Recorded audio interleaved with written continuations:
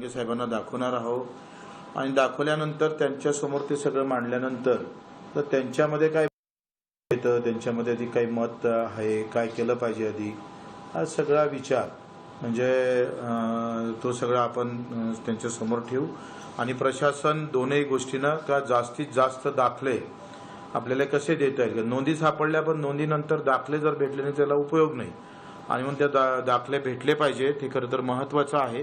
नाहीतर मग काय ताट स्वयंपाक केला पण जेवण नाही असं व्यवस्था होऊ नये याची काळजी सरकार घेणार. मी सुद्धा त्या दिवसानं स्वतः येऊन त्याचा आढावा घेण्याचा प्रयत्न करेल. मंगेशजी चिवटे असेल, मी असेल, आम्ही सगळे चला आता विभागावर आलो, उद्या जिल्ह्यावर आपण जाऊ.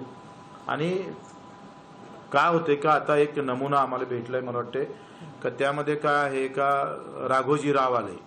आता राघोजी राव मध्ये गाव आलं पण आडनावच आलं नाही. आता आडनाव न आल्यामुळे शोधणं फार कठीण जातं ना, तर आपण तो एक प्रस्ताव आता नव्यानं तयार करतो. आणि इथल्या मीटिंग नंतर आमच्या लक्षात आलं का राघोजी नाव आहे ते कुंभी पण लिहिलेलं आहे, जे अर्थात हे अशा काही नोंदी आहे त्यात कुंभी स्पष्ट आहे, गावही स्पष्ट आहे, पण ते राघोजी कोण होती त्याची वंशवळ आता आपला काढावं लागतं, थोडं कठीण आहे. आणि मग हे काढल्यानंतर आपण काय करतोय आता इथे असं आहे, पण याची आता आपल्याला काय करावं, वंशवळ काढावं लागेल, ते आडनाव काढावं लागेल. आणि हे काढल्यानंतर आता त्याच्यासाठी एक आपण प्रस्ताव शासनाला लगेच देणार आहोत. प्रस्ताव पण तयार केला जाईल लगेच 1 दिवसात, त्याला मान्यता देऊन एक वेगळी टीम तयार करावं लागेल. कारण आता ह्या नोंदी सापडल्या पण नोंदीनंतर त्याचे वंशवळ काढण्यासाठी पण खूप मोठी मेहनत आपल्याला करावं लागणार आहे. कारण काय झालंय का 50, 60, 70 वर्षात म्हणजे स्वातंत्र्य झाल्यापासून ही प्रॅक्टिसच झाली नाही मुळात. बऱ्याच जिल्ह्यामध्ये महाराष्ट्रामध्ये हे प्रॅक्टिस असतं. आणि इथे प्रॉब्लेम काय झालं, कोतवाल बुक आणि जन्म नोंदी, जन्म मृत्यू नोंदी या मराठवाड्यात सापडतच नाही. आमच्याकडे सापडतं, माझ्या इथं गावात कोतवाल बुक म्हटलं का गावात कोतवाल बुक तयारच आहे, पण इथं ते गहाळ झाले, भेटले नाही किंवा ते उपलब्ध झाले नाही, त्याची ठेवल्या गेली नाही. आणि जे कागदपत्र आहे ते जीर्ण आहे. आता जरांगे पाटील साहेबांच्या आंदोलनामुळे हे मोठं यश आहे, कारण आता हे कुठंच पाहिल्या गेले नव्हते. आता आपण एकूण जर पाहिलं तर किती कागदपत्र पाहिले तर मला वाटतं लाखोच्या घरात, करोडाच्या याच्यात असेल का एका जिल्ह्यामध्ये आपण 30, 25 लाख कागदपत्राची छाननी केलेली आहे.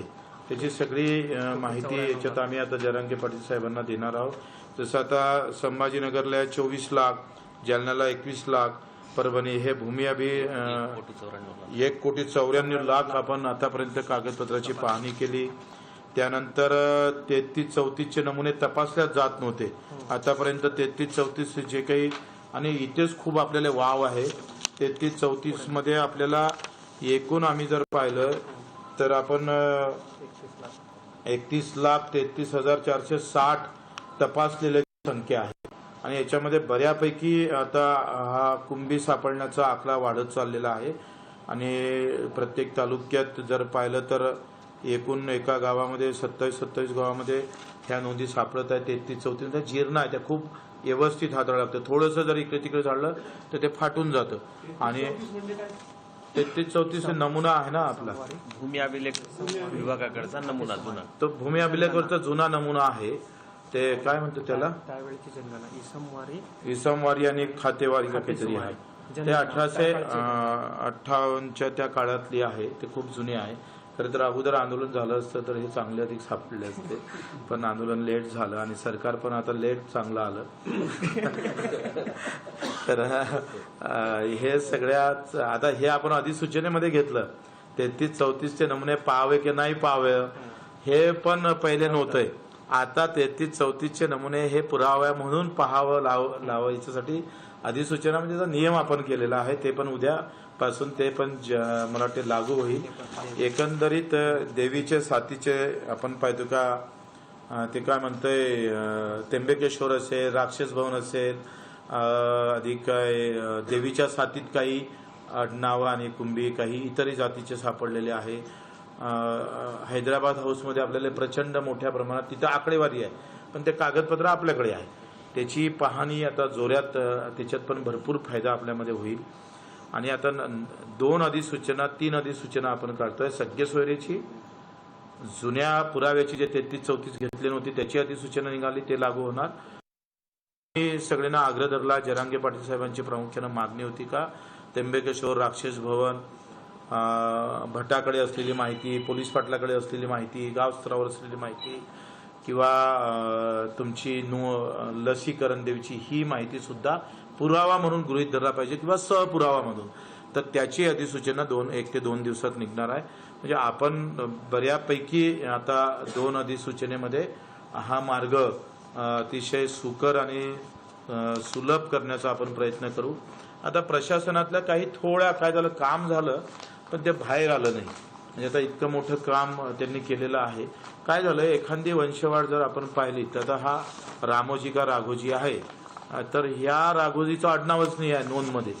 त्याचं आडनाव शोधावं लागतं, त्याचं वंशज शोधावं लागतं आणि मग आपल्याला समोर थोडं किचकट आहे.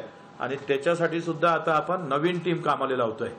म्हणजे शासनाकडे लगेच प्रस्ताव, त्याचा अर्था, त्याच्या खर्चा गिरचा सहित ते सगळी टीम पाहून ते वंशवाढ झाली का मग आपल्याला लगेच त्याचा व्यापकता त्याच्यामध्ये येईल. असं एकंदरीत जे कुंभी आहे ते सुटू नये हा प्रयत्न नक्की मला वाटते होईल.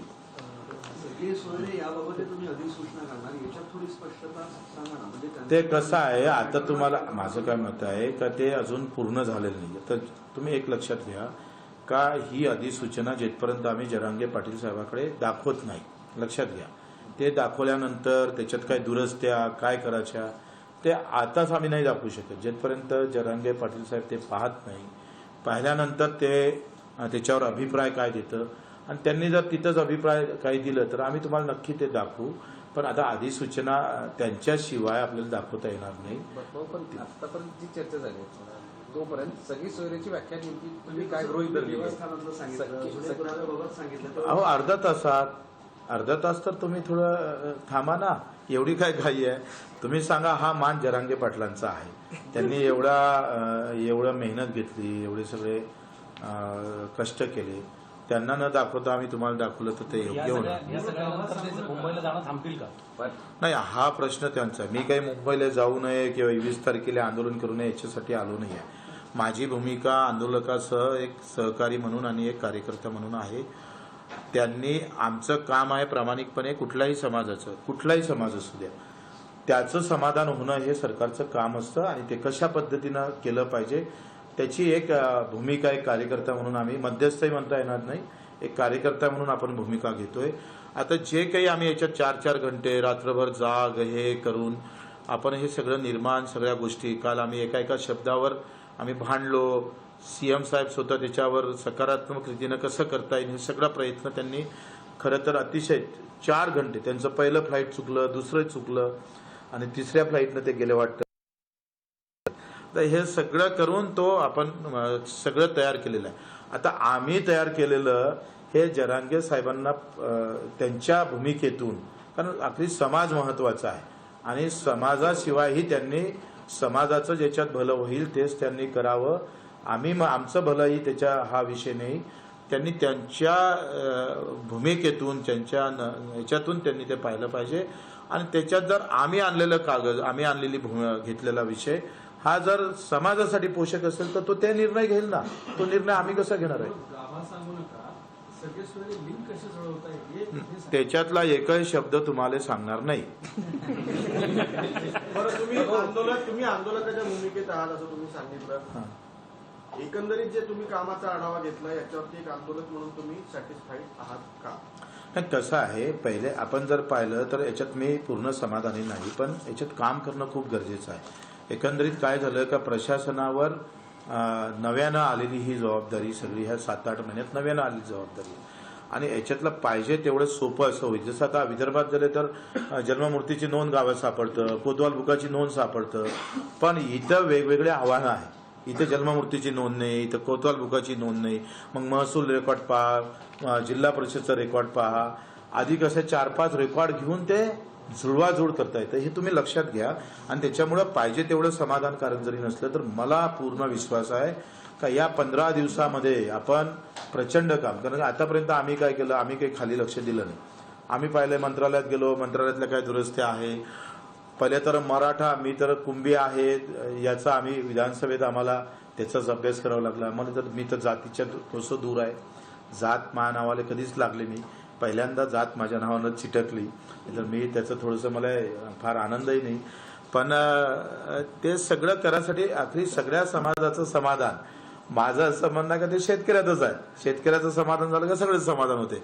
पण तरी सुद्धा हा महाराष्ट्र, कारण मराठा हा प्रचंड 90% कुंभीच आहे, 100%. त्याच्यानं त्यांचं समाधानात शेतकऱ्याचं समाधान होईल असंही माझ्या डोक्यात होतं आणि मग आम्ही कामाला लागलो. आता तुम्ही मला वाटते नाही, आता ते तर ते नोंदी किती सापडल्या ते सांगितलं आतापर्यंत? सापडल्या ना, एक्झॅक्ट आकडा सापडल्या. हे काय देतो तुम्हाला आकडा, जिल्हा वाईज देऊ का? जिल्हा वाईज आकडा देऊ. ओव्हरऑल एक आकडा सांग. त्यांना जिल्हा वाईज द्या काय. ह्याचे फोटो काढू शकता, काही विषय नाही ते. आणि हे लपवाचं कारण काय? आता हे अविरतपणे असं संशोधन कार्य सुरू राहणार. कसं आहे, आपलं समाधान करायचं असेल तर करावं लागलं. पाणी लागत नाही, थोडंसं पाणी लागलं. आपली हाऊस फार मोठं.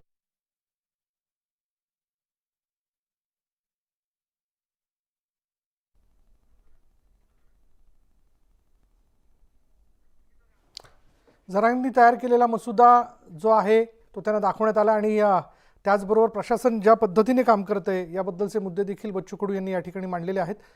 या पत्रकार परिषदेमध्ये जास्तीत जास्त दाखले देण्याचा प्रयत्न असल्याचे त्यांनी म्हटलेलं आहे. प्रशासन ज्या पद्धतीने काम करतंय ते देखील पुढे आणणं आवश्यक असल्याचं त्यांनी आवर्जून सांगितलं. सगळे सोयरेवर तोडगा काढण्याच्या संदर्भात देखील आम्ही चर्चा केल्याचं त्यांनी म्हटलं. सरकारचा मसुदा हा जरांगेंना दाखवणार असल्याचं बच्चू कडूंनी या ठिकाणी स्पष्टपणे सांगितलं. त्यामुळे या सगळ्याच्यात सगळ्यात महत्त्वाचा मुद्दा आहे की जास्तीत जास्त दाखले देण्याचा प्रयत्न असल्याचं त्यांनी म्हटलं. काही ठिकाणी केवळ पहिलं नाव सापडतं, त्यामुळे त्यांच्या पूर्वजांचे दाखले तपासून किंवा त्या संदर्भातले संदर्भ तपासून मग त्या व्यक्तीच्या पुढल्या पिढीचा शोध घेऊन त्याला दाखले देण्याच्या बाबतीत देखील प्रशासन काम करते. ते थोडंसं कठीण आहे, वेळखाऊ आहे असंही त्यांनी या ठिकाणी म्हटलेलं आहे.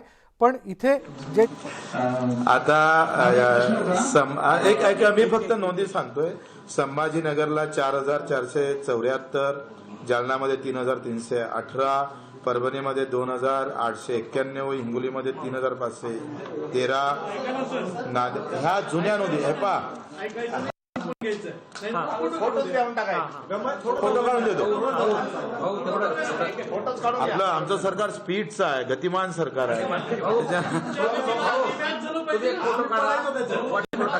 व्हॉट्सअपवर काढतो मी. आता एक लक्षात, सरकार लवकर पळाल्यावर सुद्धा अडचण असते आणि जनतेचा समज बच्चू कडू असल्यानं अडचण येणार नाही.